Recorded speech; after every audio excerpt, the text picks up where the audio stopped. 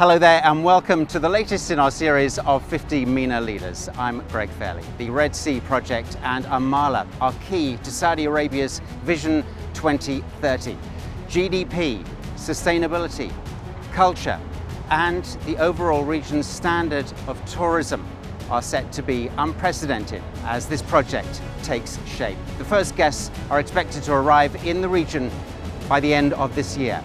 John Pagano is the CEO. He's a busy man, but we've tracked him down today. John Pagano, great to have you with us on this program. Can you tell us a little bit about the Red Sea Development Company projects, along with Amala, in the Red Sea area? Sure, and thank you for having me. Look, the Red Sea, if I go to the very beginning, was born out of Vision 2030, which is His Royal Highness's blueprint for where he wants Saudi Arabia to go in the next decade. And the idea behind the Red Sea Development Company was to develop a luxury tourism destination, built around nature and culture, but in the process, setting new standards in sustainable development, and fundamentally putting Saudi Arabia on the global tourism map. Now, as we've gone on, our thinking has evolved, and particularly in around sustainability, where we've come to the realization that sustainability is really no longer enough. The world is facing an ecological and climate crisis, and just standing still isn't going to be good enough. We need to do and undo some of the damage that we ourselves have caused over the generations before us. And so we've adopted a regenerative development approach, which is really world leading. And we want to genuinely lead the world to follow what we're doing and do things differently. So in real terms, how will regeneration actually work? How will it be implemented? Well, so let me start off by sort of drawing the distinction between the two approaches. So sustainability to me is about not making a mess of the place, so it's standing still. Whereas regeneration, on the other hand, is trying to make the place better. So the way we've approached that is, rather than starting our designs and our construction immediately, we brought in the scientists to work alongside us as we started to think about what it is we were going to develop. And we partnered with the King Abdullah University of Science and Technology, who are the foremost leaders in the Red Sea. That's their whole essence, is to understand and study the Red Sea. And so we brought them along as our partners who are with us right now today. And we basically did a marine spatial planning simulation, the largest of its kind ever undertaken in the world. And what that meant was we looked at our entire lagoon area, which is some 2,500 square kilometers and encompasses a 90 island archipelago. And we sought to understand the baseline environment, the marine environment, the terrestrial environment. The simulation basically divided everything up, that space up into 30,000 squares. We assigned conservation values, and then we iterated different ideas in terms of where we would place developments, where we wouldn't place developments, how people would move around between the islands and back to the shoreline and so on, each time calculating the conservation value of the overall destination. And rather than setting ourselves the goal of just maintaining the status quo, we set ourselves a target of increasing the net conservation value by 30%.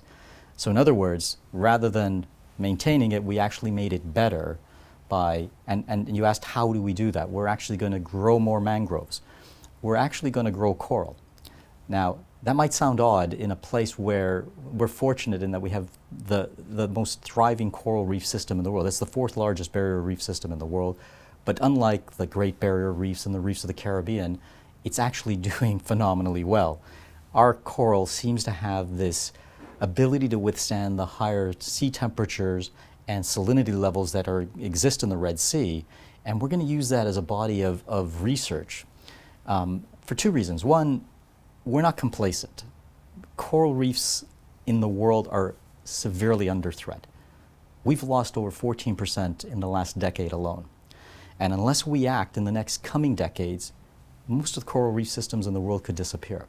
So we're taking advantage of the fact that we are in this privileged position of having thriving coral reefs, but we're going to study it to figure out what is it about our corals that makes them more tolerant to the challenges that climate change has brought upon, global warming has brought upon coral reefs elsewhere, to maybe learn the lessons to enhance our own coral, so grow more coral to build that abundance and protect ourselves against future events, but also to share that knowledge with the rest of the world. I mean, that's part of regeneration. It's not just regenerating our own destination, but also if we can offer hope to coral reef systems elsewhere in the world, I think that would be a great thing for us to do. So that's one of the other areas that, ways that we're going to use regeneration. We're also not going to, we're going to be the biggest tourism destination in the world powered solely by renewable energy.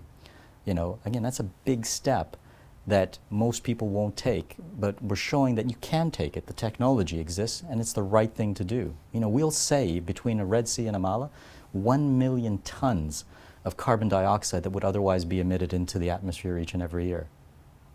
Were there some islands that you thought, yeah, this will make a great, destination, location for a hotel, but you said, no, we're not going to build on that island?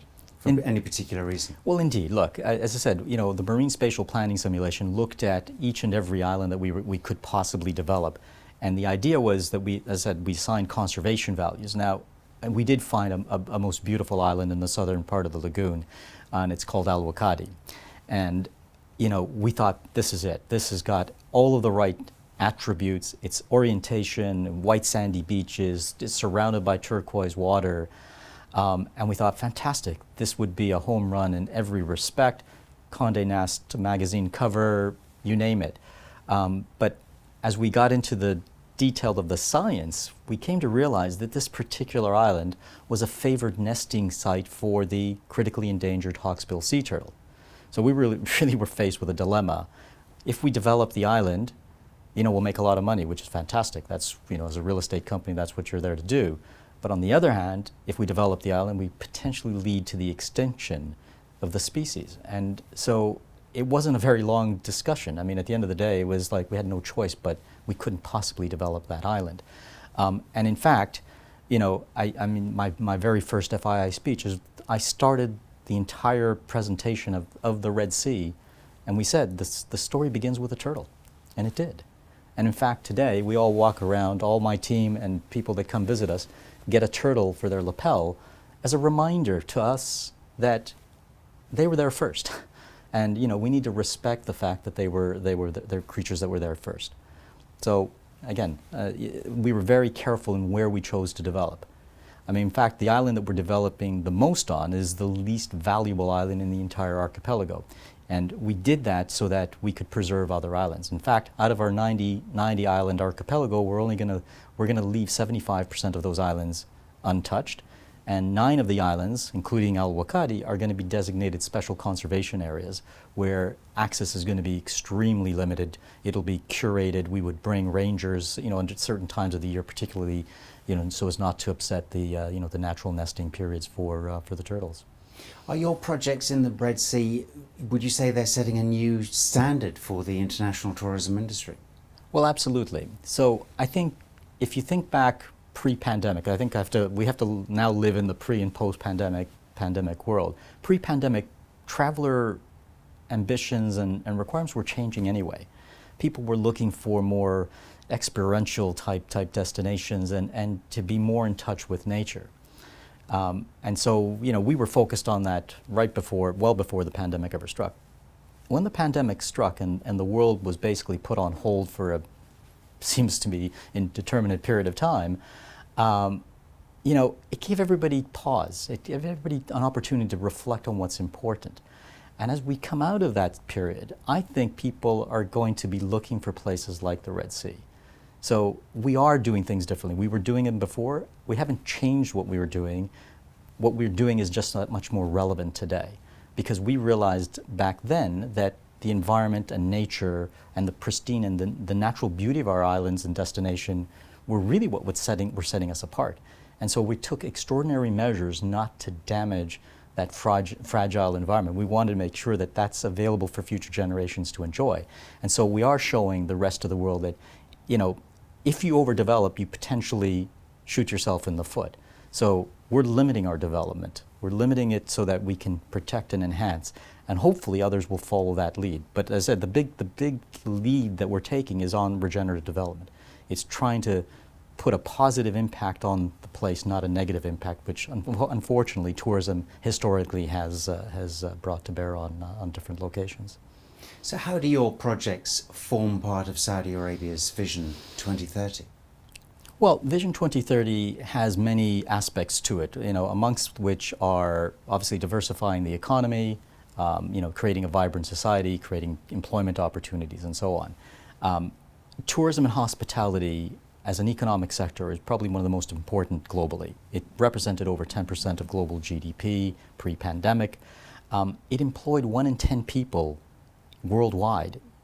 And in the last 5 years before the pandemic, it was almost 1 in 4 people. So it's a great generator of jobs. So, Red Sea and Amala are 2 giga projects within the context of Vision 2030. And we're really the, showcase for the kingdom in terms of this big move towards, resort development and tourism and opening up the country. And so we play a pivotal role in that. As a creator of jobs, we're going to create 60,000 jobs, direct jobs, and another 60,000 induced and indirect jobs. So again, creating employment opportunity, which is again a key part of Vision 2030. In terms of our contribution to the country's GDP, the 2 projects, once we're fully operational and stabilized, will be generating something in the order of $10 billion a year to the GDP, which is around 1.5%. So we're making a significant contribution towards Saudi Arabia's ambition of getting to the global average of 10%.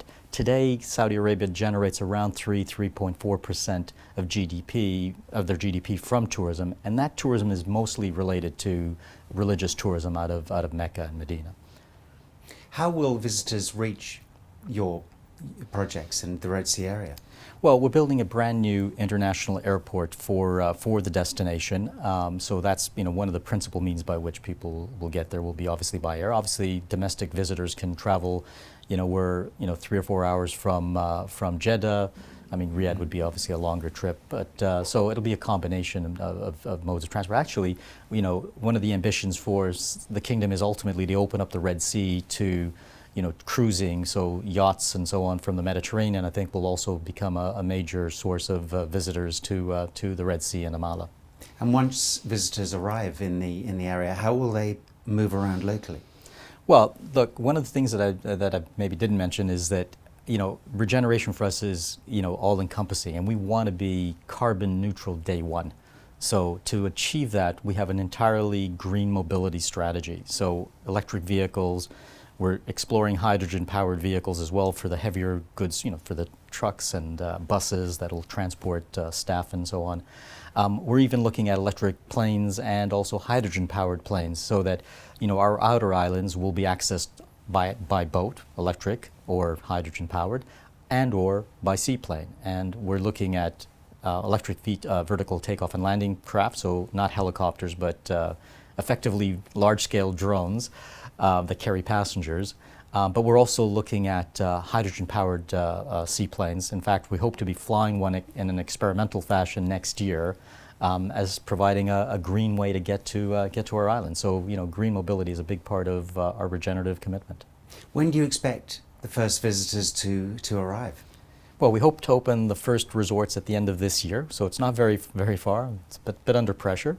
And then the balance at the end of next year for Red Sea. So in total, we're developing 16 hotels, around 3,000 hotel rooms. We're also building golf courses and a marina, but also a new village for 14,000 people. The people that are going to work at the destination will have a beautiful place to live on the shores of the Red Sea, enjoying the same amenities that our guests enjoy. I mean, in terms of the beaches and the water and but a real livable destination. Again, an approach that we're trying to do that is different to that which others have done in the past. So really creating a very attractive place for people to live so that they can deliver the quality of service that our guests are going to come to expect. So it's obviously a luxury destination. There are many luxury destinations in the world. Why does this one, why will it stand out?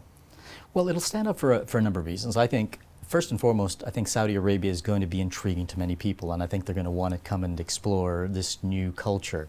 that previously hasn't been accessible. I think our environment is amazing. It's pristine. It's beautiful. We have the best coral reefs in the world. So again, that'll attract people. And then I think ultimately the approach that we're taking. I think the approach of being very much focused on our natural environment and celebrating it and actually protecting it and enhancing it, I think is going to resonate well. And pre-pandemic, traveler decisions were changing anyway. People were looking for places that were more experience-based, and were being much more conscious about environmental impact. I think post-pandemic, that's just that focus has heightened, and I think that's going to really separate us. And that's one of the reasons why we're leading the way. And I think by doing the things that we're doing, we're going to put pressure on others, because when consumers are making choices and they can go to a place where they're doing the right things towards the environment, I think others are going to face the pressure that if they don't change what they're doing, they're going to be left behind. And I think that's another sort of added benefit of the approach we're taking. So I think they're going to be absolutely thrilled.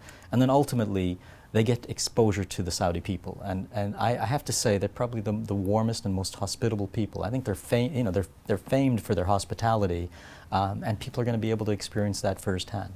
I also hope that it will, tourism tourism and travel is a bridge between cultures, and it'll help people get a better understanding of what Saudi Arabia really is. Brilliant. Well, it's been fantastic talking to you, and we can't wait to actually see it in reality. Well, it'd be my pleasure to welcome you personally. So, anytime you're by the Red Sea, come by and have a look. There's a lot happening there right now. Thank you. John Pagano, thank you very much.